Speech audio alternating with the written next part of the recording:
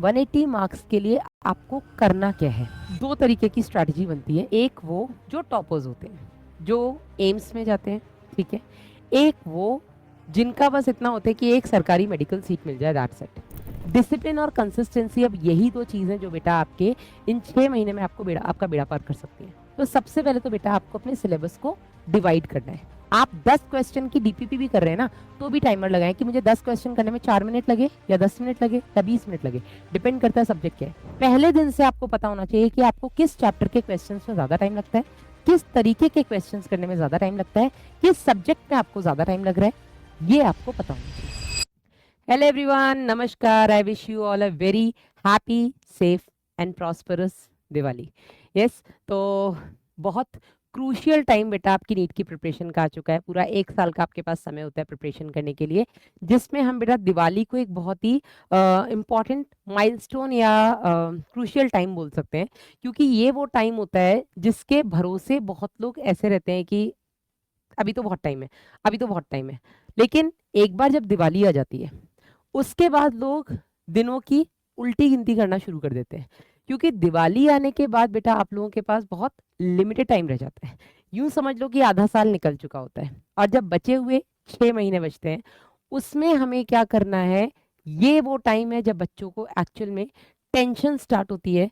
उनकी रातों की नींद और दिन का चैन दोनों उड़ने लगता है।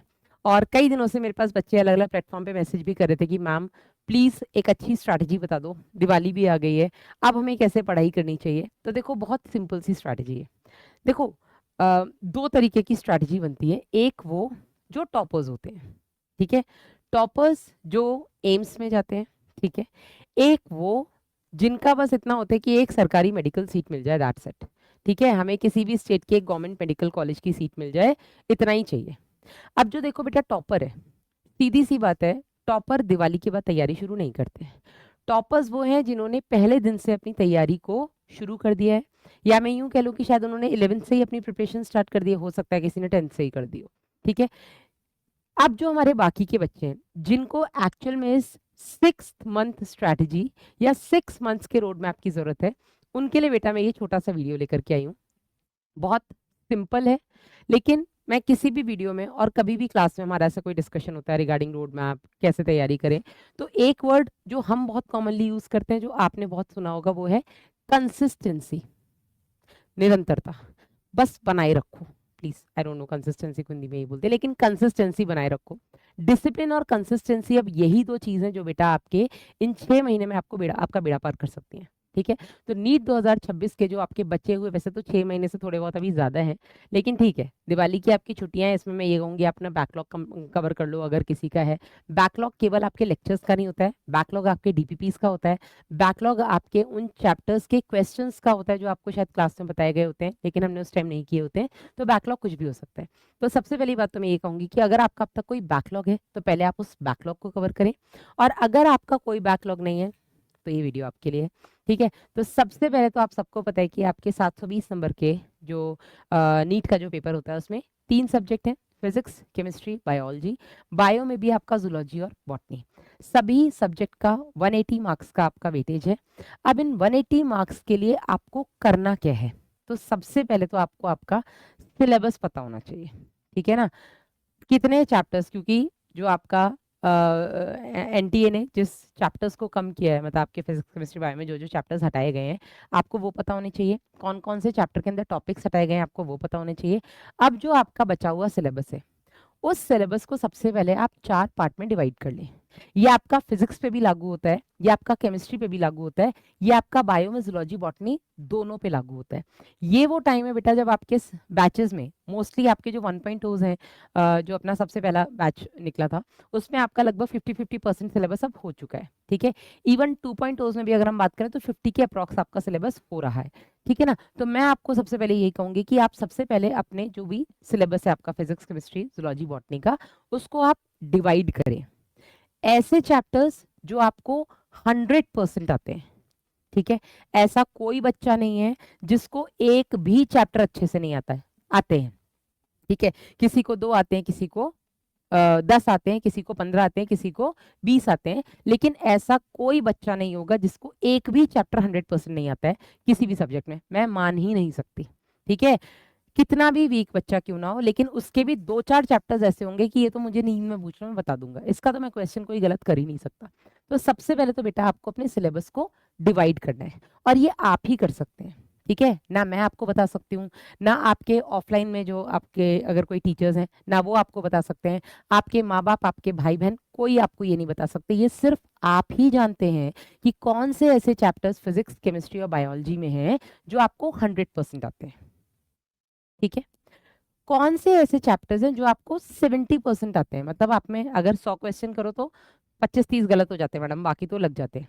तो कौन से ऐसे चैप्टर्स हैं जो आपके 70% ही आपको आते हैं? कौन से ऐसे चैप्टर्स हैं जो आपको 40 से 50% आते हैं, मतलब 50-50 मैडम, इसके बन भी जाते हैं 50 क्वेश्चन, 50 नहीं भी बनते, 40 बन जाते हैं, 60 नहीं बनते। तो कौन से ऐसे चैप्टर्स हैं जो आपको 40 से 50% आते हैं, और कौन से ऐसे चैप्टर्स हैं जो आपको 10% से भी कम आते हैं, आते ही नहीं है, आज तक उस चैप्टर का सी भी आपके दिमाग में नहीं गया है।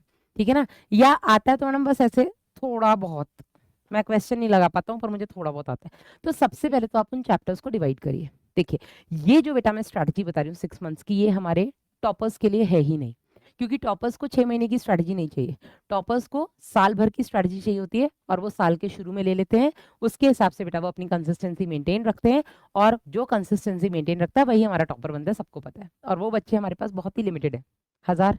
ठीक है, हम बात करें बेटा बाकी के बच्चों की जो बस एक गवर्नमेंट मेडिकल सीट तक पहुंचना चाहते हैं। तो सबसे पहले तो आपको अपने चैप्टर्स को डिवाइड करना है 4 पार्ट में, कि कौन कौन से चैप्टर्स आपको 100% आते हैं, कौन से आपको 60 से 70% आते हैं, कौन से आपको 40 से 50% आते हैं, कौन से आपको बिल्कुल नहीं आते हैं, 10% आते हैं। अब इससे क्या फायदा होगा मैम? इससे फायदा ये होता है बेटा कि आपको पता लग जाता है कि मुझे कौन से चैप्टर पर कितना टाइम देना है। ठीक है, और आप अपने बचे हुए 6 महीने को उस हिसाब से डिवाइड कर पाते हैं।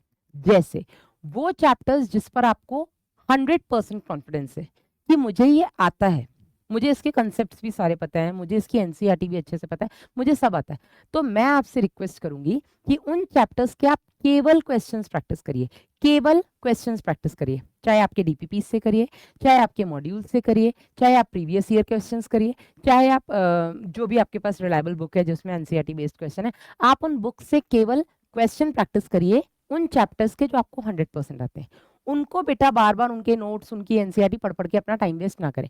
एनसीईआरटी पढ़ना इज नेवर टाइम वेस्टेज। ठीक है, बायो की अगर मैं बात करूं तो कभी भी एनसीईआरटी लेके बैठ जाओ, कुछ पढ़ने का मन नहीं है एनसीईआरटी लेके बैठ जाओ। ठीक है, लेकिन उन चैप्टर्स पर आप अपना ऐसे टाइम वेस्ट नहीं करो कि यार कुछ पढ़ने का मन नहीं है, यार वही पढ़ लेता हूँ। वही क्यों पढ़ना है भाई, उसके सिर्फ क्वेश्चन करिए आप, क्वेश्चन बनते जा रहे हैं मतलब आपका कमांड है, और रैंडमली कभी भी उठा लीजिए उस चैप्टर के क्वेश्चंस को।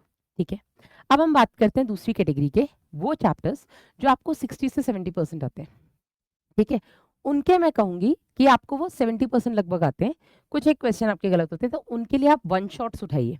अब वन शॉट्स आपके पास हमारी उम्मीद सीरीज के हैं, वन शॉट्स आपके पास हमारे पास हमारे पॉडकास्ट है। ठीक है, वन शॉट अभी अपनी एनसीईआरटी लाइन बाय लाइन नई सीरीज आई है। ठीक है, वन शॉट में आपके पास माइंड मैप्स है, तो 4 सीरीज हमारी यूट्यूब पे ऑलरेडी वन शॉट की आपके लिए पड़ी हुई है। उम्मीद हर साल चलती है, पॉडकास्ट सिर्फ कान में आप लीड्स लगाइए, लेक्चर सुनते रहिए, माइंड मैप क्विक रिवीजन होता है, और हमारे अभी एनसीईआरटी लाइन बाय लाइन। आप इनमें से कोई भी वन शॉट सीरीज उस चैप्टर की उठा लो। ठीक है, और उस वन शॉट को आप देखिए, उससे आपके जो रिमेनिंग कॉन्सेप्ट्स हैं वो भी क्लियर हो जाएंगे, और फिर आप उसके क्वेश्चंस प्रैक्टिस करिए। आप कोशिश करिए कि आप चैप्टर्स को 100% कवरेज की तरफ ले जा रहे हैं। ठीक है, जो 100% आते हैं उनको मार्क कर लो, आते आते हैं, सिर्फ आपको क्वेश्चंस प्रैक्टिस करने हैं। जो 60 से 70% आते हैं उनके वन शॉट देखिए, कंसेप्ट क्लियर करिए और क्वेश्चंस प्रैक्टिस करिए, ये भी आपके 100% हो जाएंगे। अब हम बात करते हैं उन चैप्टर्स की जो आपको 40 से 50% आते हैं। यहां पर आपको क्या करना है, आपको चैप्टर को डिटेल में समझने की जरूरत है। ठीक है, थोड़ा सा आपके कंसेप्ट या तो हिले हुए हैं या फोकस नहीं रहा होगा, इसलिए क्वेश्चन गलत हो जाते हैं, कुछ माइनर माइनर ट्रिक्स होंगे उस चैप्टर के जो क्वेश्चंस में आपको हिला देते होंगे बिल्कुल, है ना। तो उन माइनर ट्रिक्स को आपको समझने के लिए आपको यहाँ पर पूरे पूरे लेक्चर्स देखने हैं। अब यहाँ पर बस मैं ये कहूंगी बेटा कि जो आप लेक्चर्स देख रहे हैं, इन लेक्चर्स को आप 2x स्पीड में देख सकते हैं। ठीक है, क्योंकि आपको आता तो है ही लेकिन आप फंस रहे हैं ना। तो इन लेक्चर्स को बेटा आप 2x स्पीड में देख लो, 2x स्पीड में देख लो, आपका टाइम भी बचेगा। 2x स्पीड में लेक्चर्स को देखिए, आप फिर उसके क्वेश्चंस प्रैक्टिस करिए। ठीक है, ये उन चैप्टर्स के लिए जिसमें आपको लगता है यार 50-50 वाला रेशियो है, आते भी हैं नहीं भी आते हैं वो वाला। और वो चैप्टर्स जो आपको बिल्कुल ही नहीं आते हैं, अगर वो चैप्टर्स बेटा मैं कहूंगी कि फिजिक्स केमिस्ट्री बायो मतलब जूलॉजी बॉटनी, हर सब्जेक्ट में अगर वो दो चार ही चैप्टर्स हैं जो आपको बिल्कुल ही नहीं आते, आप उन्हें छोड़ भी सकते हैं। ठीक है, क्योंकि आपको सिर्फ एक सरकारी मेडिकल सीट चाहिए, आपको 720 नंबर का टारगेट ही नहीं रखना है। ठीक है, तो आप या तो उन्हें छोड़ दो, लेकिन सिर्फ अगर वो